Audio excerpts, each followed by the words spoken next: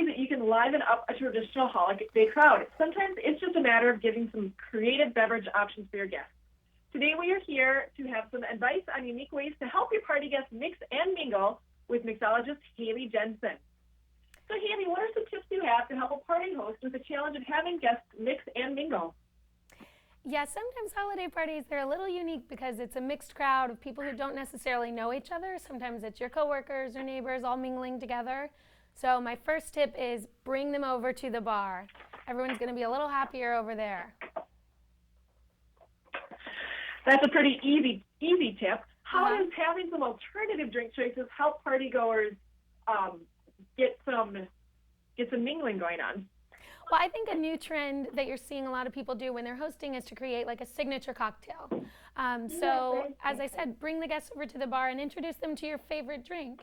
For me, this holiday season, I'm going to be making this cocktail called the Big Apple Fashioned. Can I introduce it to you now? Yeah, that sounds great. Wonderful. Okay, so it's super easy. It's just 2 orange slices, 2 cherries, and a little honey. And then I just kind of muddle those to release the juices and flavors. Then I'm going to add 1 ounce, just like 1 shot of bourbon, and a 1/2 ounce of sweet vermouth. Fill my cup with ice there. And then I'm going to top that off with Angry Orchard crisp apple cider I'm working with today. And I really love mixing with cider because A, it's unexpected. You might be introducing your guest to something new. And B, that can serve as like a really nice conversation starter or an icebreaker. So you can introduce those guests over a nice drink that you've created and just like a unique little holiday tip. There you are. That's the Big Apple Fashioned. And that sounds like a good drink that would appeal to a wide range of people too. Yeah, with the cider, it's got like a juiciness. There's a little sweetness as well. And then it still has some nice strength with that shot of bourbon. So if someone likes a boozier, kind of a stiff drink, this is perfect for them as well. Great. And what do you suggest? Do you have something else that you want to suggest when you want someone to try something new that maybe they haven't had before? Of course. Another new trend is we're all familiar with wine pairing, the holiday dishes that we're going to serve our guests with a nice wine. But I'm seeing a lot of people reaching for beer, reaching for cider, reaching for cocktails, and using those with their food. If you have a cheese course, let's say I really love it with cider, and it's unique, and people will say, wow, she's really trying something unique. So I think introducing interesting and unique beverage pairings is a great way to start. Are you noticing any other beverage trends this holiday season? Yeah, of course.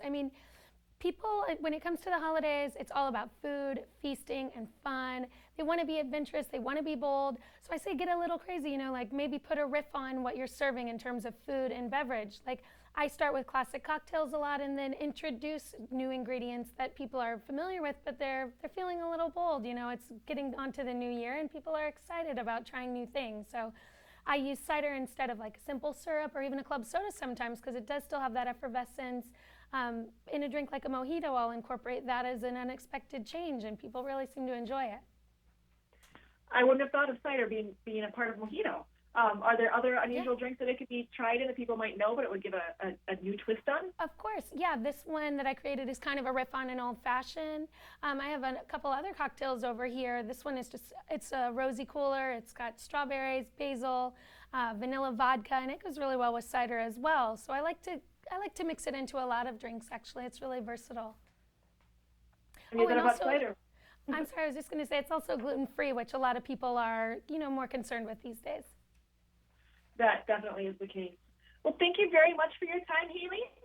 It is a pleasure. And please visit angryorchard.com for more recipes and information about cider in general. All right, thank you very much. Thanks.